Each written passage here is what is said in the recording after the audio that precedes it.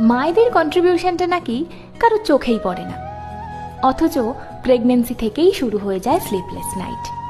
খাওয়ার সময় নেই, নিজের হেলথ, নিজের শখ আহ্লাদ সবই কম্প্রোমাইজড হয়ে যায় ধীরে ধীরে। বাচ্চা পড়াশোনায় ভালো হলে তখন সবাই বলে বাচ্চা খুব ইন্টেলিজেন্ট। বাচ্চা ভালো বিহেভ করলে তখন সবাই বলে ও তো ন্যাচারালি ভদ্র।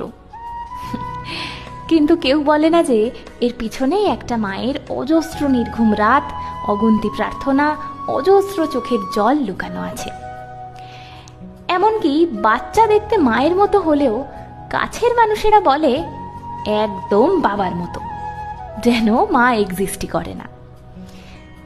সত্যি কথা বলতে কি, মা হলো সেই ইনভিজিবল ফোর্স যার হাত ধরে বাচ্চা দাঁড়াতে শেখে, বাঁচতে শেখে, কিন্তু মানুষ তাকে ক্রেডিট দিতে শেখে না। হ্যাঁ, তবে বাচ্চা যদি ভালো না